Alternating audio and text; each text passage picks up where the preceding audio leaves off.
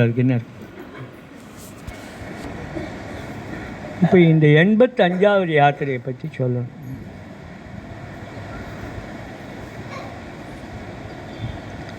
நம்ம நல்லது பண்ணால் யாரும் சொல்ல மாட்டா. அவர்களுக்கு பிடிச்சிருந்தா அது நல்லதாயிடும், அவர்களுக்கு பிடிக்கலன்னா அதை தூஷணை பண்ணிடுவா. போதென்றாலே அது அழகாக சொல்கிறார், ரொம்ப அழகாக சொல்கிறார். ஒருவன் ஒரு பொருளை நிராகரிக்கிறான் என்றால் என்ன அர்த்தம்னா அவனுக்கு அது பிடிக்கவில்லை என்று அர்த்தம். எங்கூட வந்தவாள்லாம் சொல்லுவான் பாத யாத்திரை மாதிரி வசதியா. அப்படின்னா என்ன அர்த்தம்? அவன் பாத யாத்திரைக்கு வந்திருக்கான்னு அர்த்தம், வேறு ஒன்றும் இல்லை.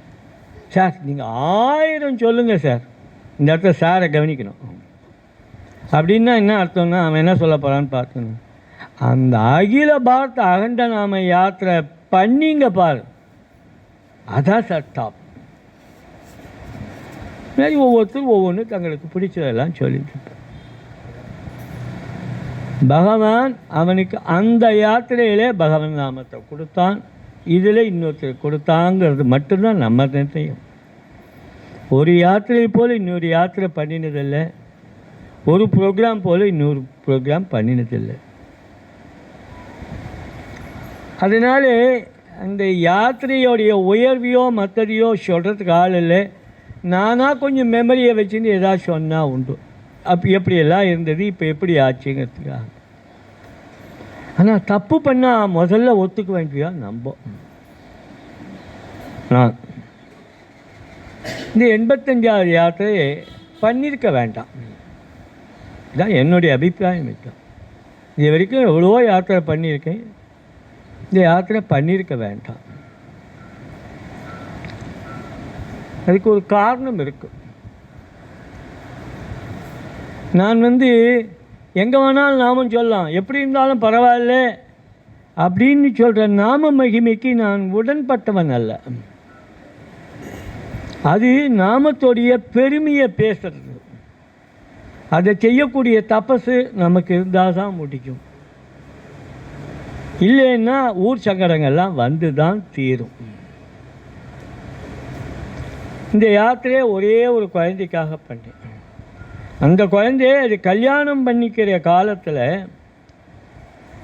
ஒரு மந்திரம் கூட சொல்லலை. ராம ராமா ராம ராமா ராம ராமா ராம ராமா.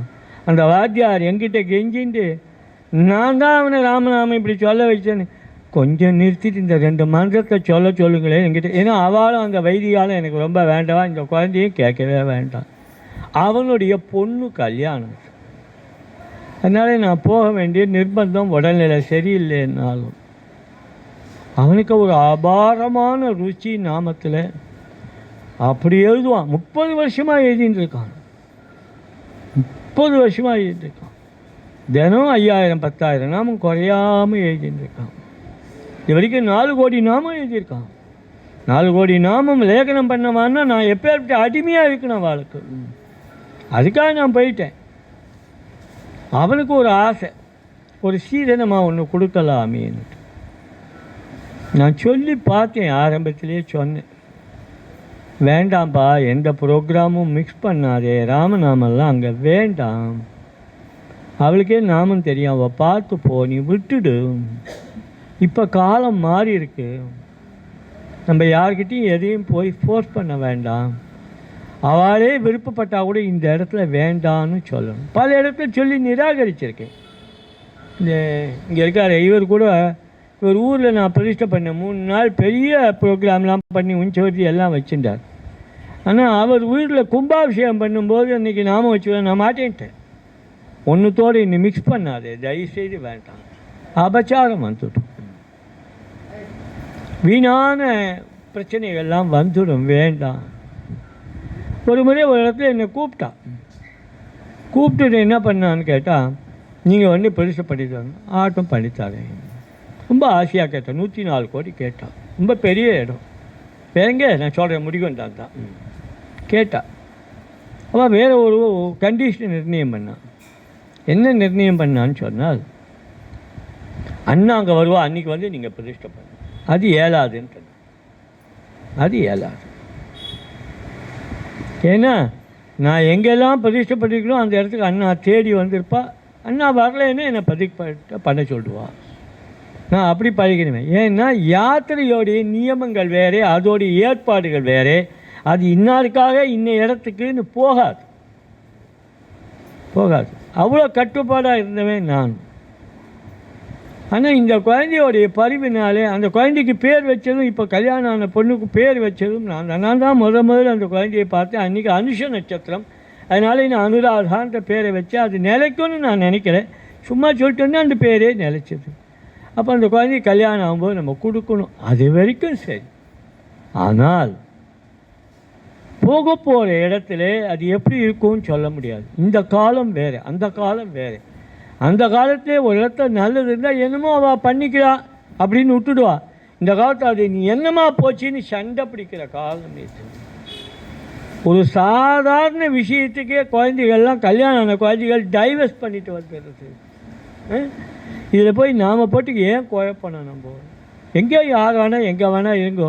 நம்ம நாமத்துக்கு ரெப்ரசன்டேஷன் தேவையில்லை. எல்லோரும் சேவமாக இருக்கணும், இங்கேருந்து பண்ணாலே போதுமானது. இது போயிட்டேன், இந்த யாத்திரைக்கு போனேன், போயிடக்கூடாது, தெரியாது எப்படி வைக்கணும்னு.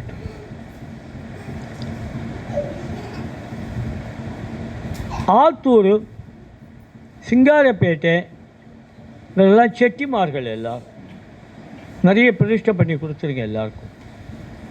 அதே மாதிரி திருநெல்வேலியில் ஒரு இடத்துல பிரதிஷ்டை பண்ணோம். ஒரு கோவிலில் போய் இங்கேருந்து ஒரு பெரியவர் கூட்டு போய் ஒரு ரெடியார் அருமையாக 2 பிரதிஷ்டை பண்ணி வாங்கிட்டாங்க. ஒரு பிரதிஷ்டை மூலமாக அங்கே இருக்கும், இன்னொரு பிரதிஷ்டை உற்சவராக எங்கே வேணால் போகும். எங்கெல்லாம் போகலான்னு கேட்கும்போது அவருக்கு நான் சிலதெல்லாம் சொல்லி கொடுத்துருக்கேன். ஒரு முசல்மானுக்கு சொல்லி கொடுத்துருக்கேன். அவன் வீட்டில் கல்யாணம் ஆகுது, நமக்கு அவன் வீட்டிலே போய் பிரதிஷ்டை பண்ணுறோம். அப்போ அவன் கேட்டான், உங்களால் தான் இந்த கல்யாணம் ஆச்சு, என் பொண்ணுக்கு குழந்தை நல்ல குழந்தை பறக்கணும், நீங்கள் வந்து ஒரு பிரதிஷ்டை பண்ணி கொடுக்கணும். சரின்னு, இது எப்படி பண்ணால் என் குழந்தைக்கு? நான் எனக்கு தெரிஞ்சு வச்சேன், அந்த காமினியோட சரசம் ஆடத்தை கிருஷ்ணாயன பாரத்தேன்னு சொல்லியிருக்கப்பா. உன் குழந்தை கல்யாணம் ஆகிடுத்துங்கிற குழந்தை பறக்கலைன்னு இதை கொண்டு போய் அவள் பெட்ரூமில் வெய்ய நல்ல குழந்தை பறக்கும், பறந்துடுத்து. அப்படி சில பேருக்கு சில இதை சொல்கிறது உண்டு. அது நம்ம சொல்கிறதுனால நடக்கிறதுலே, அவர்களுக்கு அது மேலே இருக்க நம்பிக்கையினால் நடக்கிறது.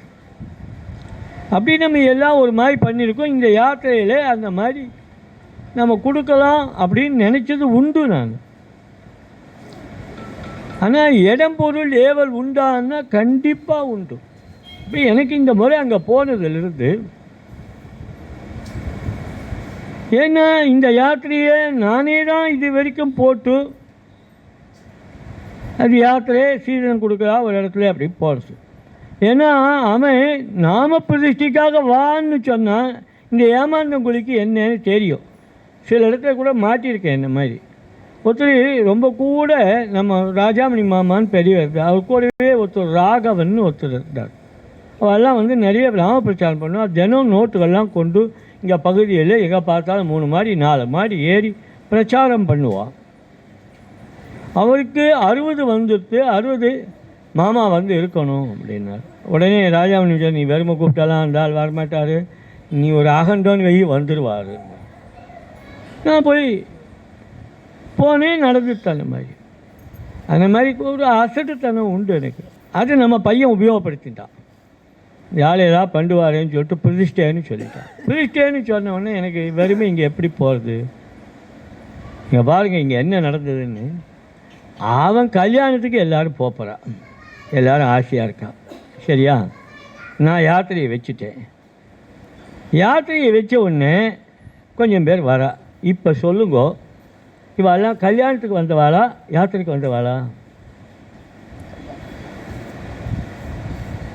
நான் என்ன நினைப்பேன்? யாத்திரைக்கு வந்தவான்னு தான் நினைப்பேன். இல்லைன்னு தீர்மானம் ஆகிடுச்சு. இங்கேருந்து போனால் நான் எங்கேயுமே போக முடியல, என்னால் அந்த உள்ள இடத்துல இருக்க முடியல. காரணம் இருக்குது. இந்த செட்டிமார்கள் கல்யாணத்தில் நான் அவளுக்கு ஒன்று சொல்லி கொடுத்துருந்தேன். எங்கேயா இருந்தாலும் கல்யாண மண்டபத்தை இதை வச்சு கல்யாணம் பண்ணிக்கோ, நீங்கள் வரணும்னா நான்லாம் வர முடியாது, வச்சு பண்ணிக்கோ, அது போதும், உன்னை காப்பாற்றும். அவர்கள் கொண்டு போனால் மரியாதையை அழகாக உயரமாக வச்சுடுவாள். ஒரு அபச்சாரமும் நிகழாது. இங்கே நான் உள்ளே போனோடனே பார்க்குறேன், நாம் அந்த மேடையில் உட்கார்ந்துருக்கு, மேடைக்கு கீழ்ப்பகுதியில் உட்கார்ந்துருக்கு. மேடையில் வச்சுருந்தா கூட ஒன்றும் வம்பு இருக்காது.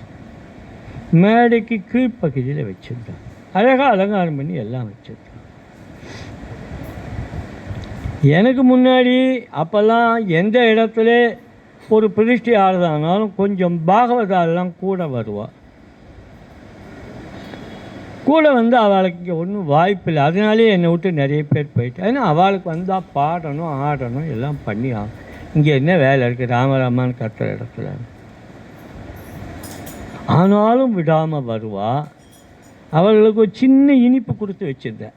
என்னென்னா, என்னுடைய பாவத்தில் ஒரு இடத்துல நாம பிரதிஷ்டை யாருதுன்னு சொன்னால் அந்த நாமம் பகவானுடைய ஐக்கியமாகி அது சொரூபமாக இருக்குது. அதனால் கடைசியாக பிரதிஷ்டைக்கு முன்னாடி ஒரு அஷ்டபதி பாடுறதுன்னு வச்சேன். அதுக்காக ஆசைப்பட்டு வந்தால் அது சத்தியமாக உண்மை. அது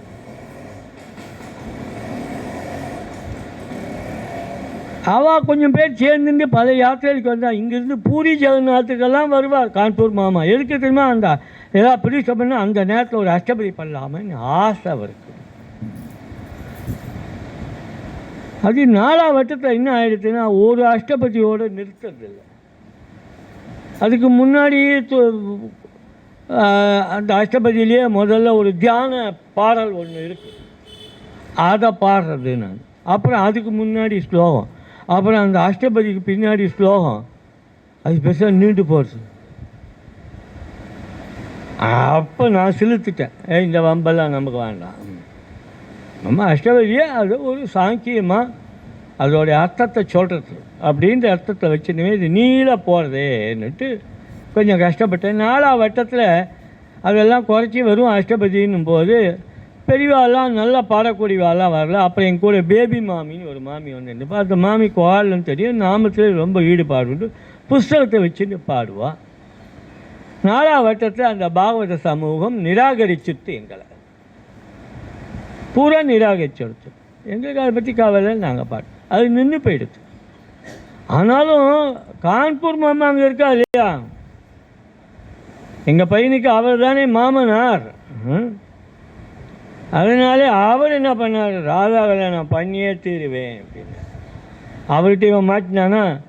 அப்போ ஆட்டோமேட்டிக்காக நான் ராமநாமம் வேணும்னதும் இவனுக்கு ஒரு கெத்து வந்துட்டு அவர் ராதாவில் பண்ணுறார், நம்ம நாமம் சொல்லணும்ன்ட்டு இது மாப்பிள்ளை மாமனார் தகராறு. இதுக்காக பிரதிஷ்டையை வச்சுட்டான்.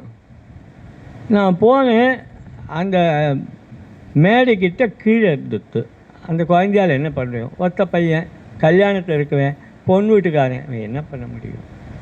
மிஞ்சி போனால் காசு எடுத்து கொடுக்கலாம், இல்லை கடன் வாங்கி கொடுக்கலாம், அவ்வளோதான் பண்ண முடியும், வேறு என்ன பண்ண முடியும்?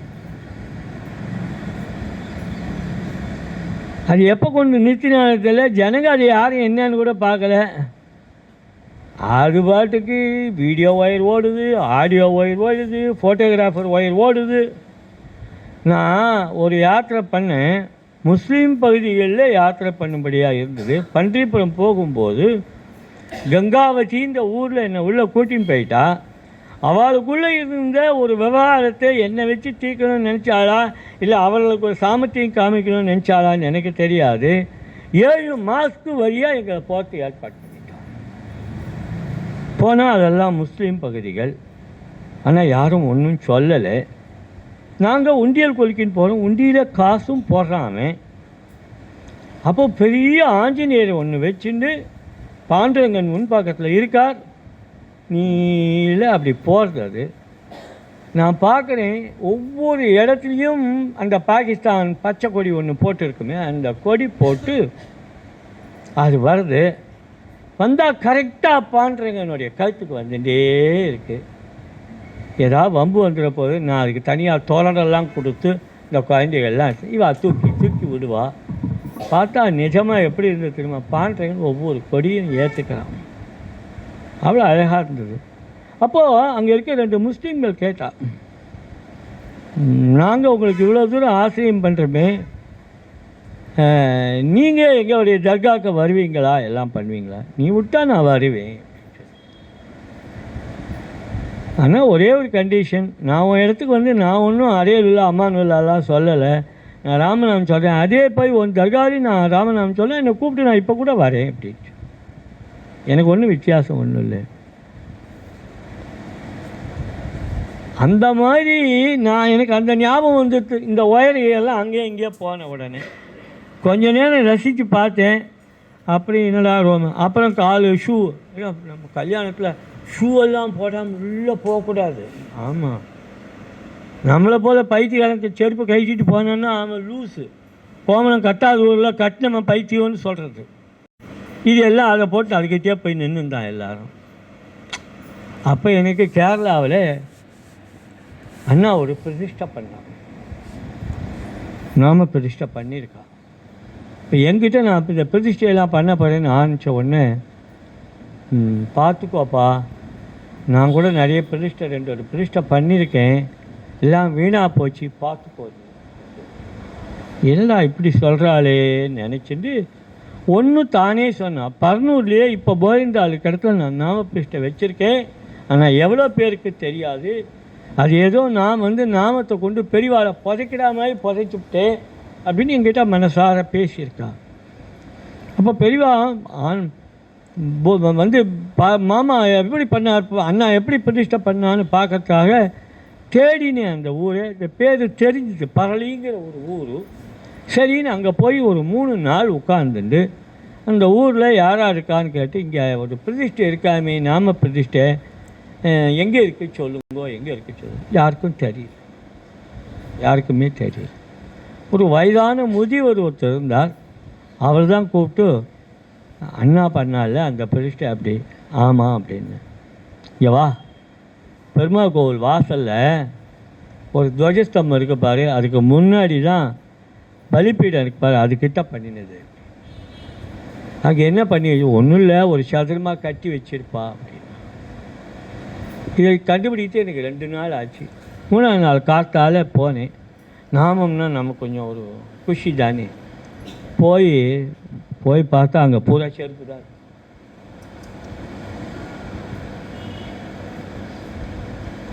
யாருக்கும் தெரியல. நாமெல்லாம் உள்ளே போட்டுட்டு மேலே ஏதோ கட்டி வச்சுருக்கா. இந்த பக்கம் பலிப்பீடம் இருக்குது, அந்த பக்கம் துவஜஸ்தம்பம் இருக்குது, நடுவில் இது பாட்டுக்கு இது இருந்துருக்கு. பூரா செருப்பு வைக்கிறாங்க.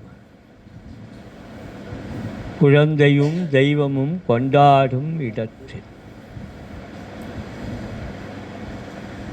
இப்போ என்ன ஆகும்? அதை ஞாபகம் வச்சுட்டேன்.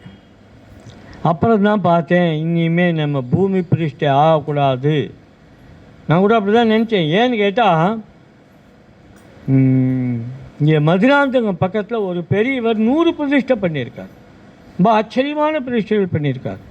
அவர் அந்தந்த கிராமத்தில் வந்து தங்குவார், எல்லாரையும் ராமநாமம் எழுத வைப்பார், எழுதி அவ்வளோத்தையும் கலெக்ட் பண்ணுவார். அங்கேயே 2 மேஸ்திரியை கூப்பிட்டுவார், பள்ளம் தோண்டுவார், உள்ளுக்குள்ளே போட்டுட்டு பயிற்சி பண்ணிட்டு அடுத்த ஊருக்கு போய்ட்டு அந்த மாதிரியே 100 பிரதிஷ்டை பண்ணியிருக்கார் மருதாந்தகம் பயிலில். ஆனால் அது யாருக்கும் என்ன ஏதுன்னு தெரியாது. அவர் வரைக்கும் அப்படி பண்ணிட்டு அப்படியே போயிட்டார்.